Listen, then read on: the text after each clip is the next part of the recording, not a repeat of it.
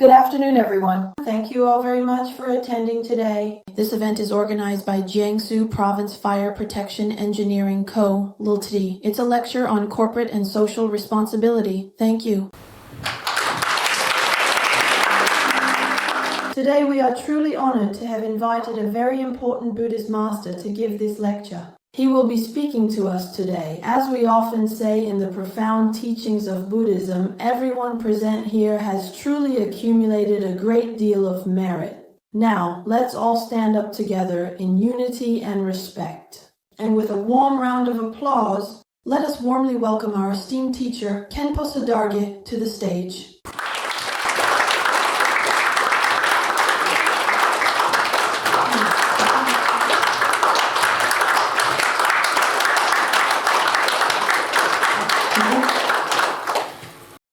Next, let's invite the chairman of Jiangsu Province Fire Protection Engineering Co., Ltd. to deliver an address to everyone first.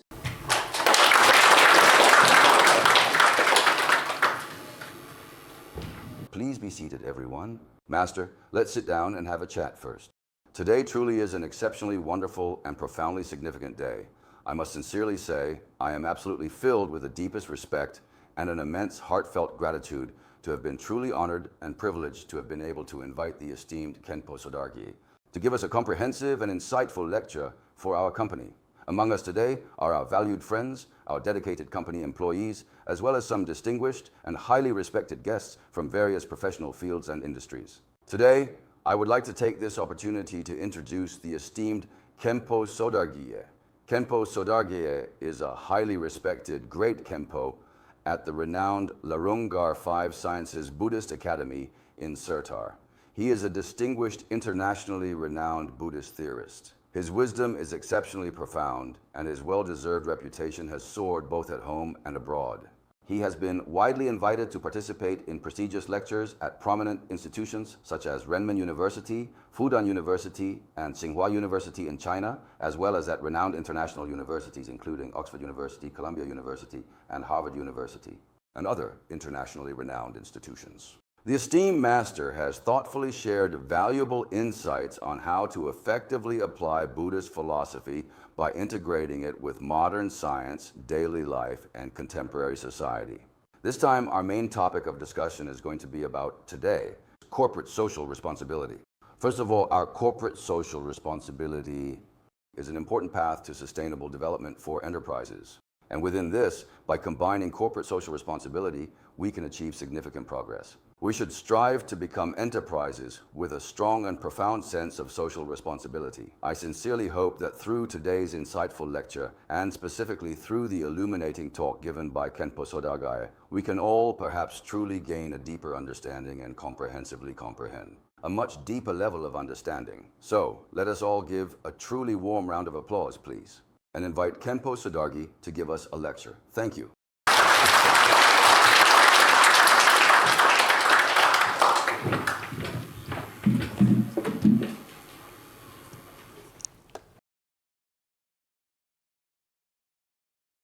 This afternoon, we are incredibly fortunate and deeply honored to have this invaluable opportunity here today, primarily to delve into and thoroughly discuss the critically important and multifaceted topic of corporate social responsibility.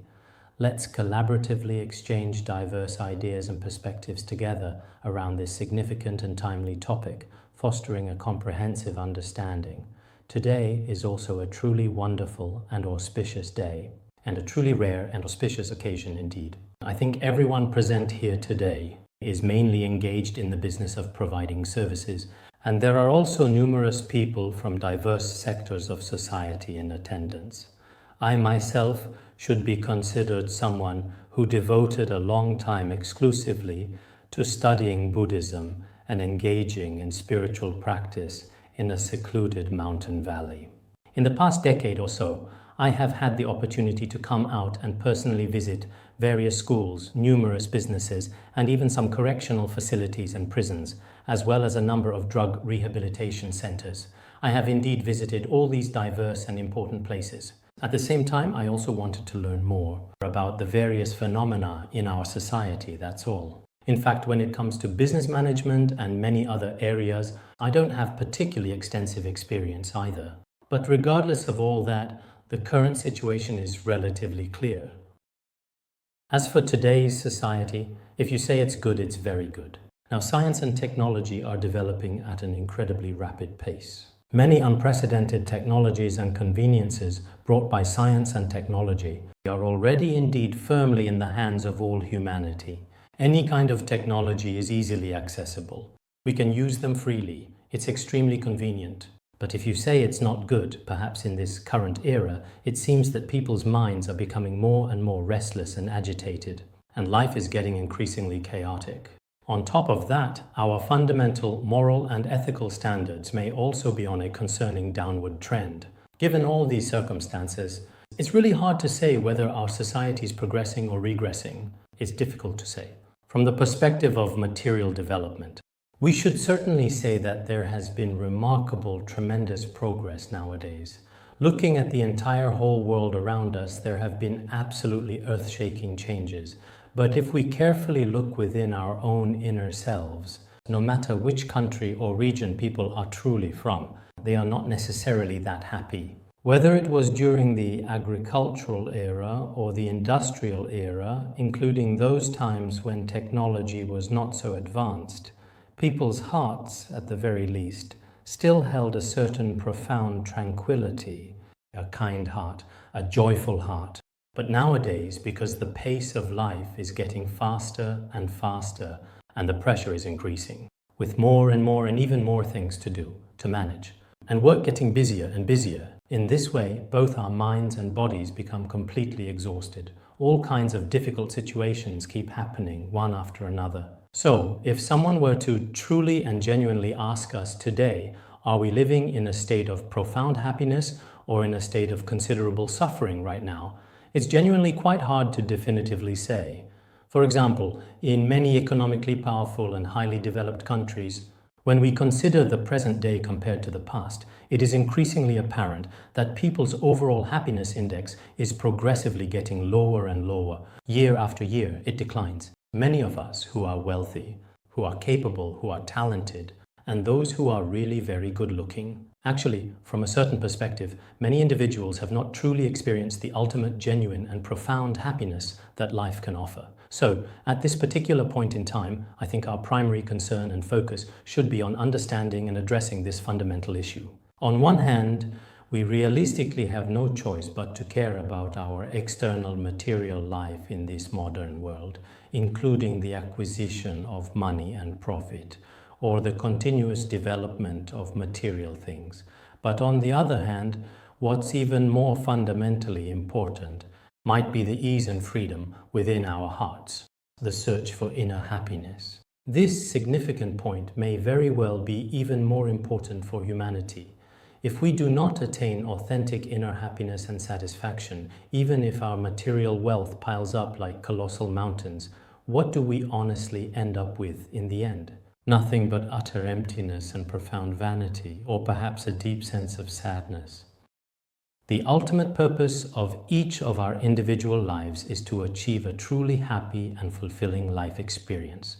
So sometimes, even for our modern businesses and enterprises, I personally think it's very necessary and beneficial to learn some profound inner values. By truly seeking out and embracing these profound inner values, perhaps many of us will truly find the life we need. A few years ago, there was a movie that was actually made in Hong Kong. At the very end of this compelling movie, it clearly stated there are indeed three distinct and fundamental stages for martial artists. The first is to clearly see oneself. The second is to see the whole world. The third important aspect is to observe and perceive all living beings and creatures. And in this context, it says, I have already seen myself, and I can say I have seen the world as well. But I have not yet seen all living beings, so I must continue on this path. Actually, this is quite a simple concept to talk about, and it's also a very well-known line from the movie itself. Everyone is very familiar with it. There aren't any particularly profound teachings or secret instructions here, but in a certain fundamental sense, our current business management practices and social responsibility initiatives can also be integrated to find some common ground. So, what I truly want to share with you next is essentially divided into three distinct parts. The first important part of the video, whether we are running a business or people from various sectors of society, is that we must firstly truly manage ourselves, then effectively manage the enterprise. After that, we should aim for sustainable development for society, or in other words, take real and significant responsibility for society. I want to talk to you about these three important aspects in more detail. First, when it comes to effectively managing ourselves as individuals living in this world, we absolutely must have the basic and essential conditions for survival. This is true for any religion or for any culture, whether it is Eastern or Western. If the fundamental basic conditions for survival are not adequately met, people simply cannot continue to exist, because we are truly beings of the realm of desire, beings who possess inherent desires. As beings with deep-seated desires, we need food, drink, clothing, and shelter. In addition, we need basic things, including means of transportation and communication tools, as well as emotional needs, our own lives, family and friends, and so on. There are many such things like these, the fundamental basic living conditions that are directly related to us as human beings. To have all these in place, first, a person should diligently learn to become a truly proper human being. To be a genuinely proper human being, one must inherently possess a foundational, basic moral character and an unwavering sense of integrity. This way of being human, the East has its own approach to being a person, and the West has its own distinct and unique way as well. For us, Easterners and Asians, people generally say that we have a profound 5,000 or even an impressive 8,000 years of rich civilization and enduring culture and heritage. But when it comes to this kind of culture, we can say that on one hand, we do have such a long history and profound culture, an exceptionally outstanding, truly brilliant and remarkably profound culture. But on the other hand, it can be thoughtfully said that within the intimate confines of our families and in the structured environments of our schools, do people actually show any discernible trace of this particular culture within themselves? This is something worth observing for everyone. Sometimes I truly feel that we modern people have not fully kept up with our traditional culture, nor have we completely caught up with Western culture either. Now we are already standing at a crossroads, not quite fitting into either side. Because much of the technology that we use today comes from Western world, we may not have truly inherited its fundamental essence. As for traditional culture, many of us Asians today, when it comes to our genuine and deeply rooted traditions, perhaps we actually have nothing left now. We tell others that we have it, that it has existed for however many years. But as for Confucian thought in our current everyday lives, whether in our clothing, our language, our mindset, or our behavior, does it still truly exist? It's hard to say. Does Taoist thought still exist? It's hard to say. And what about Buddhist thought? Aside from a few select temples, it may also be quite rare and exceptionally uncommon. Besides the widely recognized philosophies of Confucianism, Buddhism, and Taoism, are there any other significant or distinct cultural traditions? Indeed, every single ethnic group possesses some ancient and unique culture, but now, sadly, most of these valuable traditions have basically been lost over time. As for clothing, what we wear now is pretty much the same as what people wear all over the world. Mainly Western-style clothing, which is widely adopted and influential. And as for language, language itself is simply a fundamental and practical tool for communication. And in terms of language, it's a kind of carrier. It's impossible for it to be culture itself. For an ethnic group, language is a significant vehicle, and aside from basic language and formal writing, our authentic real culture nowadays might be some ancient antiques in different museums, some valuable artworks and cultural exhibits. These are things that still exist. Other than that, sometimes we use our own wisdom to carefully and meticulously observe each and every single one of our homes. What we call culture, whether it's consciousness or knowledge or even literature, do we really have it? Basically, it's very hard for us to find the true genes of culture, or you could say its inherent tendencies. In this particular case, we might consider the so-called culture we have now about the modern culture of the East and the modern culture of the West. As for Western modern and contemporary culture has only been around for a few hundred years. When it comes to modern culture, our current culture is quite complex, a fusion of Eastern and Western elements. It's neither an ancient civilization nor a form of modern civilization, but rather something that modern people pursue. That is, a culture of economic consumerism. So what is their mindset? Their goal is all about consumption and maximizing their own personal profit, with each individual person seeking to gain the greatest possible benefit and wealth for themselves. This particular approach has basically been the dominant way of thinking in the Western world since the 1970s and 1980s.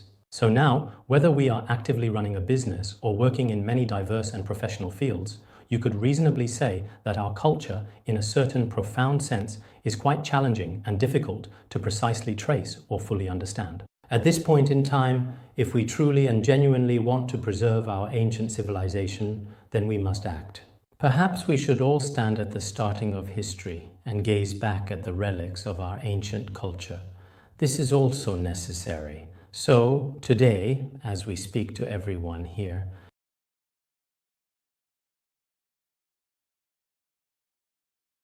in the face of this significant and pervasive trend, and in today's rapidly evolving economic development, whether among vibrant young people or experienced individuals in middle age, there is a profound need to truly and deeply seek out our inherent and rich civilization, or our inherent moral values. There are fewer and fewer people doing so. Perhaps among the older generation, they still have certain established rules.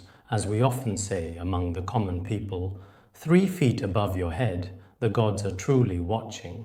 There should be a sense of reverence, there should be a sense of fear, and a belief in karma, that good is rewarded with good and evil with evil, and so on. But basically these ideas are mostly found among the older generation hold such concepts. However, for a significant number of young people who were born after the 1980s and 1990s, this fundamental kind of awareness is essentially lacking. Consequently, many individuals frequently articulate saying, "If I truly follow my own heart, that's indeed the most practical and effective way. I do whatever I genuinely want to do." This is what many young people truly value nowadays. Precisely because of this, in our society today, actually, many things that are incredibly difficult for people to fully comprehend or even imagine continue to happen, because indeed, sometimes young people today, perhaps especially young people residing here in the East, are currently facing a multitude of significant and complex problems. Some time ago, when I was at a few universities, they were all saying that the single biggest and most pressing difficulty for college students in the present day is undoubtedly taking out significant financial loans. They keep borrowing money again and again at school. In the minds of many young people, after I borrow money, my parents will certainly help me pay it back. But when it comes to online loans, it's impossible for your parents to fully pay it back for you. By the time you truly realize it, you might not even be able to graduate from school. You have to start working before you even graduate. Many schools are now facing very serious problems. And this is also profoundly true for many of our contemporary companies. The fundamental mentality of many young people is distinctly different from that of ordinary or typical individuals. There is a significant difference, because for others, whether it's their own personal expenses or their own financial income, they used to plan and match things in advance in all aspects. They would consider how much income they have and how much they spend. They would use their own wisdom to observe. But now, many of our young people, they don't care at all about how much income they have. Whatever I might borrow today, especially now in this digital age on the internet, if we truly want to spend money, it's become especially easy because there are so many really convenient methods that businesses indeed have all kinds of different designs. And these designs are completely and seamlessly integrated with advertising. What kind of methods do they actually use? The most handsome guy in the entire world has to drink a certain kind of red wine. The most beautiful woman has to drive a certain particular style of car. The most comfortable family has to use a very specific brand of modern appliances. the truly happiest people in life have to do certain things. A significant amount of news outlets and various media platforms are actively creating and shaping a kind of information that constantly inflates our desires. After receiving this kind of information, many young people act without considering the consequences and just go after the end result. And in this pursuit of results, many businesses also say, you can certainly take out a substantial loan and you are able to borrow as much money as you desire or need. Actually, indeed, many of these very important ideas should be learned from certain Western countries. But in some Western countries, their legal systems are relatively well developed, and people's overall quality, at the very least, has gone through a certain process of development. When the internet first became widespread here, and people started taking advantage of this, if not to the point of families being destroyed, at least many families became impoverished. A lot of people ended up on the edge of society, spending their whole lives working, yet still unable to pay off their debts. This even includes some of our current white-collar workers. Some white-collar workers are even poorer than blue-collar workers. They feel especially uncomfortable about this. Originally, after graduating from college, they should have been looking for better jobs. But as a result, they look down on jobs that aren't so good. They are unwilling to do manual labor. They don't want to do any kind of physical work. And when it comes to other types of mental work, many of those particular jobs are also quite hard to find. So as a result, now we have all these significant and pressing problems. This may be both a social issue and a personal issue. If we don't have a proper mindfulness and clear awareness, or in other words, a kind of essential moral self-discipline, many people may not live a very happy and fulfilling life. Once a person is in a lot of significant debt, with a huge pile of liabilities, their daily life may not always be happy. If their life is not truly happy, then the mind will not be at peace. If the mind is not at peace, then the overall quality of life cannot be good. So I think the first thing is that each of us should have the ability to self-manage. When it comes to self-management, the most important aspect is the management of our mind. There is a saying that goes, the management of our mind is the highest form of management. That is to say, each person should first, regarding their own abilities or wisdom, whatever it may be, observe all aspects of themselves. Especially if we can effectively regulate and cultivate our minds, it may very well lead to a much better and more comprehensive form of self-management. I am curious to know if your company currently practices or incorporates meditation, as this particular kind of inner management is best supported by some meditation practice. With meditation, just as we mentioned earlier, most of our current restlessness and inflated desires, which often lead to discomfort and unease, can be truly addressed. Actually, they stem from the often scattered and somewhat disorganized state of our mind. The excessive and uncontrolled expansion of desire is directly and profoundly caused by this inherent mental disarray. At such times, if we practice a path of tranquility that is the opposite of our usual discriminating thoughts and our usual negative emotions, and diligently cultivate this kind of truly peaceful path, this might indeed be the most effective approach. There is an ancient and profound story in Buddhism about a powerful king who at that time gave away all his precious gold and silver treasures, distributing everything to the people. He announced throughout the entire country, I'm going to give away all my considerable wealth as charity. If you truly desire to come and take it, you may certainly do so. At that particular time, there was a man who was known to be extremely greedy and avaricious. He came and said, I want to buy a house. Can you give me a bit more gold and silver? So the king gave him a large amount. After walking a few steps, he thought for a moment. He said, this is not nearly enough. Just a house isn't enough. I also want to get married. Getting married also costs money. Can you give me some more? So the king generously gave him more as charity. He then gave him 2 more handfuls of gold and silver. After he walked a bit further, he said, no, this still isn't enough. After I get married, there will be other expenses too. There are costs for servants, raising children, and so on. I'll still desperately need a substantial amount of money. This truly isn't nearly enough. So he reluctantly came back once again. In the end, the benevolent king had originally thought that he would willingly give all of his immense wealth to his beloved people. He had made this vow. But then he thought, this person is truly pitiful. He needs everything. He really is in need. So in that case, just give it to him. Later he said, that's still not enough for me. If every one of my descendants needs to be provided for, it's completely insufficient. Can you give me everything? So the king gave it all to him. After giving it to him, some time passed and he came back again. He said, "I don't want any of this wealth." The king asked, "Why?" "Because the more of this I have, the more trouble it brings. If I want to remain settled on the path of practice, maybe having none of this would actually be better for me." Of course, this is something that many of us probably can't do. As I just mentioned, according to the Buddhist perspective, from the most basic Buddhist viewpoint, what is the Buddhist view on economics? It is not to fall into either extreme. Don't be too wealthy. If you are too wealthy, in the end, it becomes a kind of pressure for you. For you, money becomes a source of stress. And this money is definitely not truly yours. It should be for others to enjoy. You are just keeping it for a period of time. When you die, or even while you are alive, it will eventually be transferred elsewhere. But you also shouldn't be too poor. If you are too poor, then even your basic needs like food and shelter, these aspects of life can't be taken care of either. So the general basic economic view in Buddhism is not to fall into either extreme. There is a very special and truly famous aspiration in Buddhism which we should make as our own heartfelt wish. May I not be born into a wealthy family, nor into a poor family. Only be born into a middle-class family and always be able to become a monastic. For example, when we monastics make aspirations, what kind of wishes do we make? I do not wish to be reborn into a wealthy family, nor do I wish to be reborn into a very poor family. I wish to be reborn into a middle-class family I can practice well. But when many people make aspirations, they might not make this wish. They insist on being reborn into the wealthiest family. Perhaps many people wouldn't say, "I don't want to be reborn into the wealthiest family." A lot of people want to be born into wealth, to be a second-generation rich kid. Because if you're a second-generation rich, everything is convenient. It might be like that.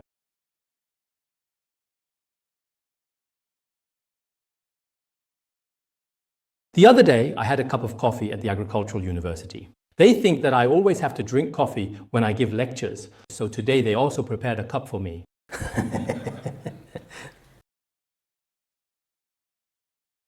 Back when we embarked on our memorable trip to Singapore, it was probably around the year 1997. There were about 4 or 5 of us in our group. On the first day, I distinctly remember not having breakfast in the morning. By noon, I was feeling a little bit hungry, so I politely asked for 2 generous bowls of rice. And from that moment on, throughout the entire month we stayed there, they consistently brought me 2 bowls of rice every single day. Everyone else only got 1 bowl of rice. So if I just keep giving this lecture for a few more days, you all might end up bringing me a cup of coffee every day. Actually, it's all just going with the flow. It's not really a big deal. It's fine either way. Maybe I'll feel a bit sleepy in the afternoon. So having a little bit of coffee right now would be quite nice, wouldn't it? I also see that you all have some water as well. That way, everything is more equal.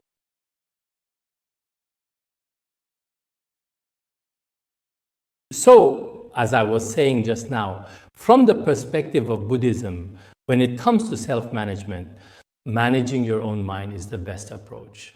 If you want to manage the mind as a company, it's truly necessary to practice meditation on a regular basis.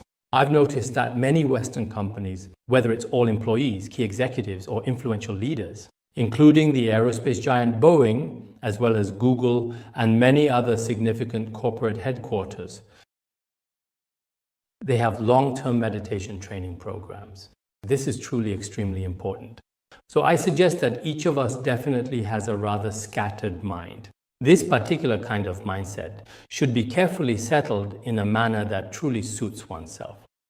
This is really very important indeed. No matter what kind of person you are, if your mind is truly scattered, then it's really impossible to accomplish anything. If we regularly get to know ourselves truly and deeply and understand our own minds, then by understanding our own minds, there are actually many profound and intricate mysteries contained within this. In the past, numerous esteemed Buddhist meditation masters truly attained profound and great enlightenment through their dedicated and rigorous meditation practices, and truly realized the profound nature of all things within the vast universe. Now, whether in the Western world or the Eastern cultures, many highly successful companies also increasingly rely on various meditation methods to deeply observe and understand their own minds. They adjust their own state and establish correct and proper mindfulness and a heightened sense of awareness. Without these fundamental principles, it may be very difficult, indeed almost impossible, for us to properly establish the right view. So my sincere suggestion to everyone to do it if it is convenient for you in the future Because meditation can actually be practiced and engaged in by individuals with a strong sense of faith, and equally, it can be embraced and practiced by those who do not adhere to any particular faith or belief system. The fundamental requirement is simply to settle your mind, to calm your inner being, and to achieve a state of mental tranquility without generating any discriminating or judgmental thoughts whatsoever, and use this particular method to find yourself. Using your own mind to find yourself, this is very important in today's society, because many people nowadays have lost their direction. And the main and fundamental reason for individuals losing their sense of direction and purpose in life is often that they have not yet truly discovered or found themselves. So, I strongly suggest that we all now, everyone, should comfortably sit with your body in an upright and dignified posture, and then engage in a brief yet profound meditation session. Gently place your hands one over the other, just below your navel, forming a comfortable and stable position. As we frequently emphasize, it is crucial to meticulously follow the 7-point posture of Vairochana, which is fundamental for effective meditation practice, which is relatively straight and upright. You can gently close your eyes or choose to keep them softly open. Now, let's begin our peaceful meditation journey together. After doing this, our state can be completely established by the mind. So next, let's meditate together.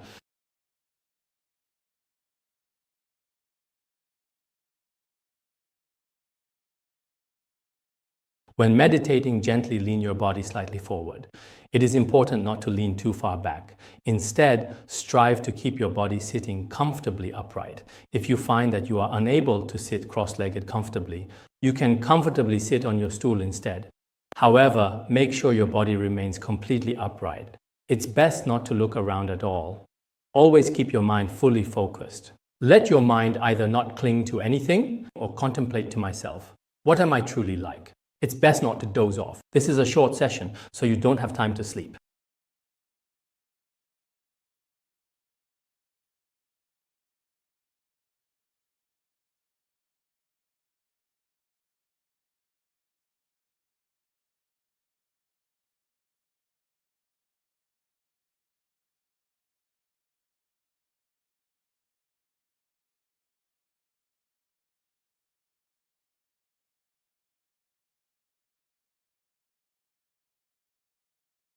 Oh, good, very good. Everyone can rub your hands together a little. This is about managing your mind through meditation.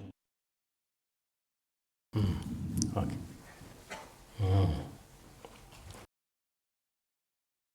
Just now, we talked about just the mind and indeed the body. There's another significant aspect to consider: words. This is the ancient spiritual practice of sacred mantra recitation. In fact, it doesn't require any particular belief. It's fine whether you have faith or not. So what is this called? It's called the 6-syllable mantra practice. Many of us have probably heard of it. As many people know, there are indeed 3 kinds of truly inconceivable things in this world. One of these is the truly inconceivable power of medicine. Whether it's traditional Chinese medicine or Western medicine, its power is truly incredible. After you take this medicine, something truly rare and extraordinary happens. It possesses the power to heal you. It can cure various illnesses. That's the first one. The second is the inconceivable power of transformation, a remarkable ability. That is the power of our current internet and telecommunications. Its network of transformations is truly astonishing. The global network we have now is the same. If we try to explain its principles, maybe only a handful of experts would know a little about it. Other than that, it's very hard to say. The third is the inconceivable power of mantras. Regardless of whether you have faith or not, whether you believe or not, you recite mantras, sometimes including with our own bodies. Why is it that after some people recite mantras, for example, the Great Compassion Mantra or Shurangama Mantra, do they see the results immediately afterwards? This is also truly one of the most profoundly inconceivable and astonishing things. So next, I will proceed to share with you a highly effective and practical method for comprehensively adjusting and reorienting your mind. That is the powerful and ancient mantra, Om Mani Padme Hum. Perhaps many of you have never heard of this significant mantra before. But in any case, it is indeed quite truly extremely effective. If you're interested, let's all now recite it together, please. Om Mani Padme Hum. Om Mani Padme Hum. Om Mani Padme Hum. Om Mani Padme Hum, Om Mani Padme Hum, Om Mani Padme Hum, Om Mani Padme Hum, Om Mani Padme Hum, Om Mani Padme Hum. You can recite it like this in your daily life. Whether you're riding in a car or taking a plane, of course, if you're not interested, there's no need to do it. But if you are genuinely interested, including when you're feeling sick or unwell, or when you encounter some significant difficulties, because as human beings, after all, when things are going smoothly, we tend not to believe in anything and feel like everything is fine. Thinking this or that doesn't really matter. But if things aren't going so well for you, or you run into some danger, then you start seeking help and reciting everywhere.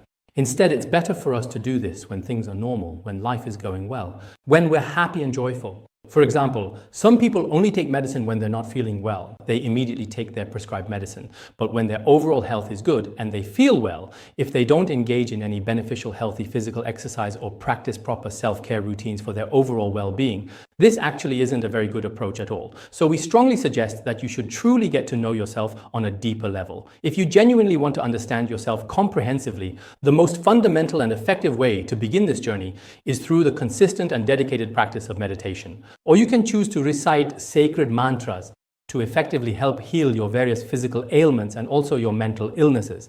This is especially relevant nowadays, as many people in society are unfortunately suffering from increasingly serious mental health issues. They inexplicably start to develop significant psychological problems. These include profound depression, severe autism, and a wide variety of other debilitating illnesses. There's a saying that the 19th century was the age of tuberculosis, a pervasive and devastating disease. Diseases like pneumonia and tuberculosis could destroy humanity. Then in the 20th century, cancer emerged to destroy many people. By the 21st century, mental illnesses and psychological disorders are able to destroy many of us. So nowadays, we can also clearly see now that among so many people, according to some reports, including right here where we are now, basically, out of every dozen or so people, some have mental issues. Some people are repressed, while others have more clearly defined mental disorders. These conditions, psychological illnesses, are best treated through psychological methods. That is the best approach. Otherwise, if we keep pursuing more and more material desires every day, constantly chasing, constantly pursuing, and never truly finding contentment, in the end, it's very easy for all kinds of psychological illnesses to develop. Therefore, we should diligently work hard when we truly need to, and strive when we should strive. However, despite these various pressures and the constant pursuits of daily life, it is truly best not to allow them to become the primary causes of psychological illness. Otherwise, without careful consideration, we often inadvertently accumulate many unresolved thoughts and feelings within our minds, constantly accumulating over and over again, until in the end we don't even know when the problems actually started. Eventually, our minds have already become abnormal. Why is it that nowadays in every city is the psychological counseling industry truly the most profitable business sector? What's the reason for this? Actually, many of us are afraid to face it, afraid to talk to our parents, feeling a sense of apprehension when approaching our families. But we often find ourselves compelled to seek out professional psychological counselors on our own initiative, or choose to go to a medical facility, specifically to see qualified psychiatrists or experienced psychologists for assistance. Actually, among these doctors, some of them have never received any training in this area themselves. And when they talk to others, they sound especially convincing. But in reality, they are also actively seeking out and looking for psychological counselors for their own mental health issues. I once met a doctor who was very eloquent, and he said, "I've treated so many people, but in the very end, I also started to truly need medical treatment myself. When I personally needed treatment myself, it seemed like my own methods didn't work.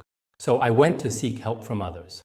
As it turned out, some of their guidance actually worked for me. So nowadays, many of us don't take good care of our own mental health. And if we don't nurture it properly, perhaps we possess substantial financial wealth. We own spacious houses, we drive luxurious automobiles, and we have already acquired numerous other worldly possessions, but our minds still develop all kinds of problems.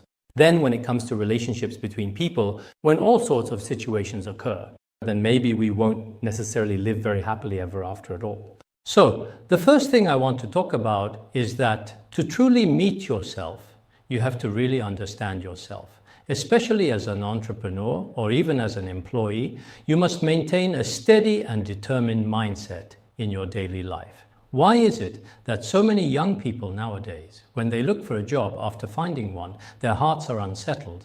At the slightest issue, they immediately quit and walk away. This is a common problem for most people. Many young people are not leaving for the sake of their salary or for any particular reason. Whenever they are in a bad mood, they just leave without considering anything, neither their own future nor the future of the company. They just walk away whenever they feel like it. This kind of attitude is not very good. As a company, we should first use our own wisdom to make choices. After making a choice, no matter what you do as a person, you should work hard. It truly requires hard work and considerable effort. Only after reaching a certain significant point can you achieve truly good results for yourself. None of us can just skim the surface, doing a little bit here and there and expect to succeed immediately. That's simply impossible. Although we often see online stories about incredibly successful people, those who are genuinely successful are. This is just a kind of promotion you see online. Some people are especially envious, thinking, this person succeeded in such a short time, so I want to succeed too. They end up quitting all their regular jobs to start a business. But in reality, most people who start businesses are not successful. 70, 80, even 90% of them fail. Why is that? The so-called success stories we see on the internet and TV are exceptions. These people have special abilities, and behind their success, there may be many hardships. Success comes from effort and ability. That's why they achieve those results. For most of us, we should find work that matches our own abilities and settle down in it. This way, as you gain experience over time in your job, companies will value experienced people like you, and you yourself will benefit from that experience. If you keep changing jobs all the time, always looking for something new, it can be disruptive. I've met many employees who do this. They've changed jobs countless times and many companies don't want to hire them. Why? This person is clearly unstable. They've stayed here a month, there a year, somewhere else a few years. This person is not stable. It's the same for us Buddhists. Sometimes I meet people who want to become monks or nuns. I ask them and they say, I stayed at that monastery a year, at another 3 years, and at yet another a while. I think this person will just stay here a few years and then leave. In that case, I'm afraid I have to say, sorry, but you'll need to go somewhere else. Sometimes what's most important for a person is to have a stable mind. No matter what you're doing, you should make a firm decision and commit to it. If you do this, then gradually your work will start to show results. So I think the main reason why so many young people today are restless is because, to put it simply, they overestimate themselves. They don't really know their own limits. What kind of abilities do you have? What kind of blessings or good fortune do you possess? What is your own path to success? Many people aren't clear about these things. Blindly attempt, and in the end, they fail. Ultimately, the losses in many aspects of their lives just keep getting bigger. Therefore, the very first thing I want to emphasize today is that we sincerely hope everyone, whether it's in a job that is meant for you, a family that is meant for you, or friends that are meant for you, once you have made your choice, it's best not to keep changing back and forth.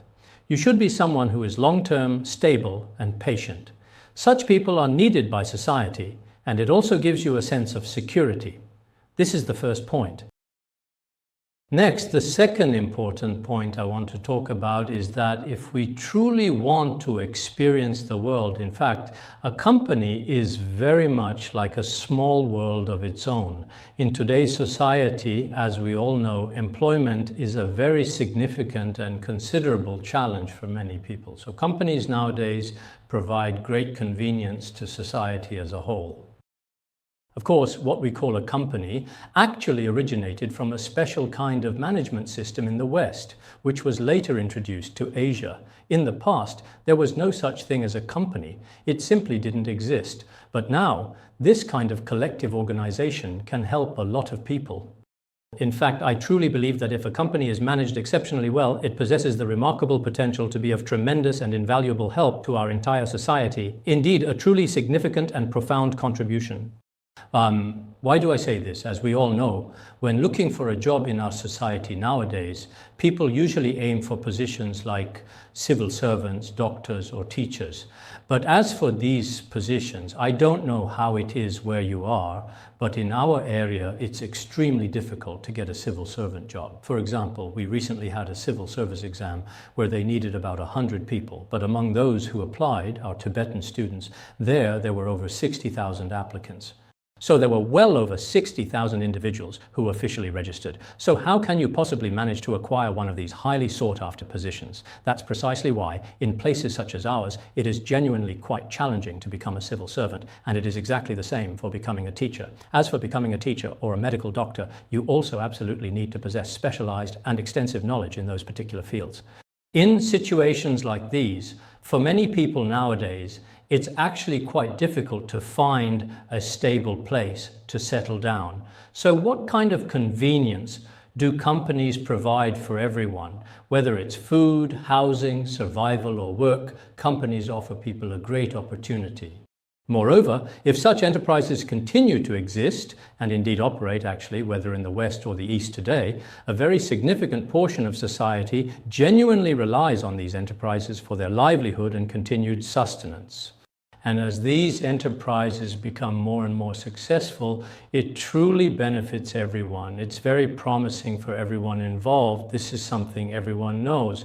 But at this point, I think for everyone within the enterprise, it's absolutely essential to have internal unity, as well as the crucial ability to learn and improve oneself. Without the ability to learn, I see that many enterprises nowadays are also facing challenges.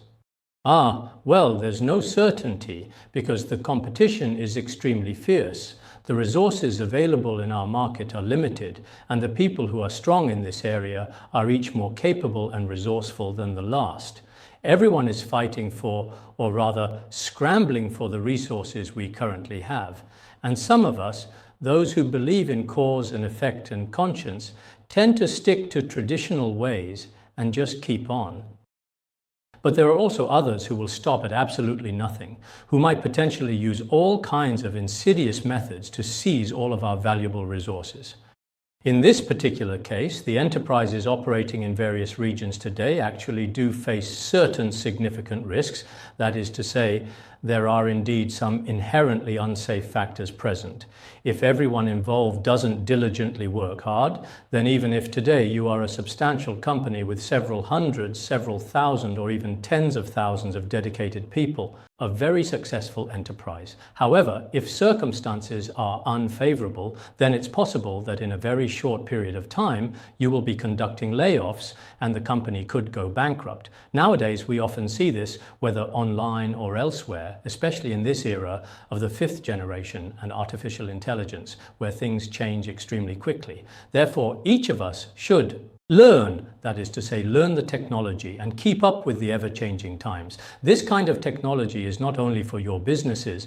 Even in Buddhist temples nowadays, we extensively use things like PowerPoint presentations, as well as WeChat, Weibo, and all sorts of online digital tools. If you genuinely don't make effective use of these, then in today's chaotic and rapidly evolving era, it will be very difficult indeed to keep pace with the times and suits this modern era. So just yesterday, our esteemed leader here also heard that you are now generally utilizing some smart fire protection, making effective use of the latest and most comprehensive PowerPoint presentations and such things. Like new technologies and innovations are being widely used to serve everyone. In fact, this approach is very important in modern times, and it also brings great convenience to many aspects of our work, whether it's architecture, design, or planning. Nowadays, the internet provides us with truly unprecedented convenience, but in the process of using it, we must have keen intelligence. Without wisdom, it will be very difficult for us to navigate and succeed effectively. Once we start using it, it brings us many benefits, and at the same time, it serves society as a whole very well. In other words, it benefits humanity. This is what it does. It makes a very significant and truly impactful contribution. This is precisely the kind of fundamental value our company should inherently possess in order to effectively survive. And when we ultimately reach the broader level of the entire enterprise, this core value should be mindful of our society. As for society, well, nowadays there are so many, There are so many unequal and contradictory phenomena in society. These are contradictions. So, a company can address these kinds of issues. Why do these contradictions exist? The main reason in our current era is the uneven distribution of wealth. The gap between rich and poor is too great. Looking at it from a global perspective, those of you present here should know. For example, in our current times, some places are just extremely poor. Last year, I personally visited some African countries, as well as Cambodia. In recent years, I've been to many of the world's poorest countries, and I've also had the opportunity to visit some very wealthy ones. At times like this, people naturally start to wonder, why, under the same vast blue sky and on the same singular planet, is there such a truly huge disparity?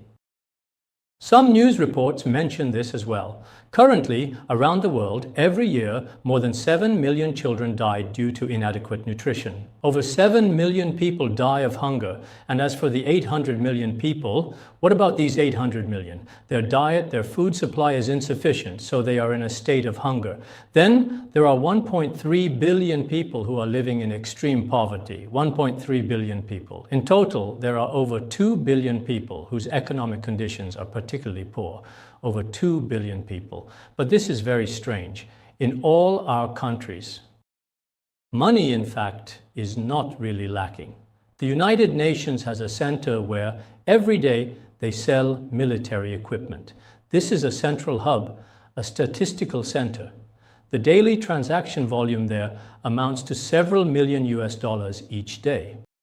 All kinds of countries are buying all sorts of military weapons. Every country is buying. From that place, you can see the money involved in the global arms trade. So if we look at the world from a positive perspective, or just from a global standpoint, there is extreme poverty. Many people are starving to death.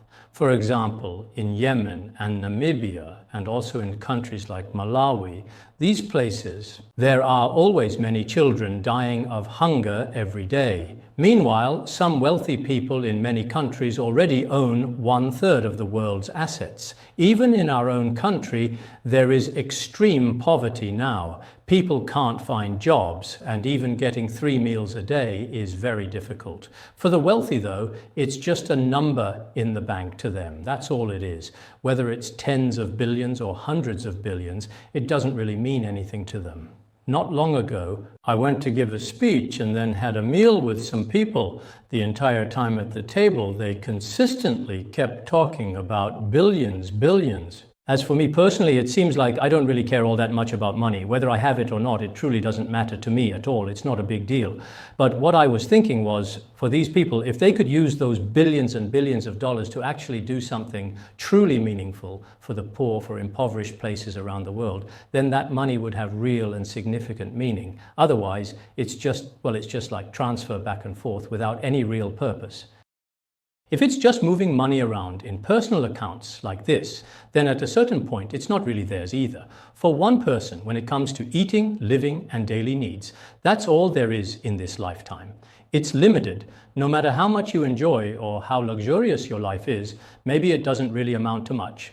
Although nowadays, in the West, some people embrace consumerism, how do they put it? They say that a so-called happy life is one where you have all the money you could want, and that happiness means having all the money you need to enjoy for yourself. That's their concept and definition of happiness. But in reality, we don't see it that way, because there are many people who have money, can't sleep and have to take sleeping pills. Their sleep is often not good, and even in their luxurious cars, there are constant sounds of crying. There are all sorts of situations like this. So I think that when it comes to corporate responsibility, in reality, companies should be responsible to their bosses, and bosses should be responsible to every employee in the company. This is also a very important matter. This is the second point I wanted to talk about. Now, the very last thing I want to mention and discuss is social responsibility. In fact, companies, in a certain significant sense, should bear a certain level of responsibility to the broader society. As we just discussed, a company is actually like a small society. For example, if there are about 100 people in a company, that means there are 100 families involved. So if a company can take care of the food and accommodation for 100 people, it is actually providing convenience for 100 families. In this way, our society is made up of these cells in the same way. Therefore, the existence of our company is not just about the dividends or the salaries and wages that people in the company receive.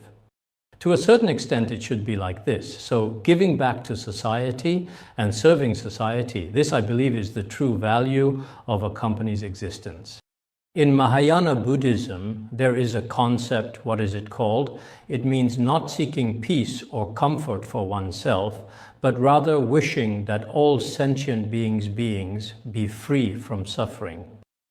The idea is that true altruism is not about seeking benefits or profits for oneself. Even if you personally don't gain much in the process, if we put the company first and then give back to society, it's just like in our society. Indeed, many people in our society need help. Of course, we may not necessarily have the same blessed reward as world's billionaires or richest ethnic Han Region, but some entrepreneurs in the past have said our goal is not to become a richest, but rather to take on responsibility. The taking here means responsibility. In other words, we need to have this sense of responsibility. The primary responsibility is extremely important. I distinctly remember Li Keqiang, after he became the wealthiest Han Region person, he once profoundly stated that there are 3 significant things he truly wants to accomplish in his entire lifetime. The first thing he said was that his father passed away early on because at that time there were no conditions for proper treatment. So part of his wealth is used for what? It's used for medical treatment, because in our world today, there are still 11 million people who die prematurely due to inadequate medical care. So that's the first thing he did. As for the second thing, he always wanted to study, but back then he didn't have the means. He loved learning, but there just weren't the right conditions. So in the end, he wasn't able to get a good education. That's why now part of his funds are used to support education, to help others study. And then the third thing is, that is to say, education is very important. Everything we have depends on education, so that's why he wanted to build a school. Later on, he established Shantou University, for example. I've been there before, and they really have done a great job. Even though we may not have his kind of resources, we shouldn't think that doing good deeds or engaging in charity is just a pastime for the wealthy. We shouldn't really think of it in that particular way. Everyone should contribute according to their own individual ability, even if it's just 1% of our monthly salary, or whatever percentage we can comfortably manage. Even if we can only help a single college student or just one patient, this kind of thoughtful mindset might allow us to do things more completely and thoroughly. Our true value lies in this. This kind of truly altruism direction under the profound seed of altruism is actually the fundamental core value of a business. This is indeed the most important and crucial thing. So I think whether it's personal management or the significant responsibility of a business and its social responsibility, the most crucial and essential thing is for us to calm our minds, to deeply understand ourselves, and at the same time to possess a kind and genuinely altruistic heart. If we have these 2 things, then whatever we do, we should be able to face it, because our own mind can be under our control. We can constantly adjust our mindset, and we can maintain a joyful heart. At the same time, my actions, even if what I do isn't that significant, as long as I have a kind heart that wants to help others, then I believe there is hope for our society. Whether we are entrepreneurs or employees, if we live for the benefit of others, that is truly a great success and something to be proud of. All right, that's all I have to say. Thank you, everyone.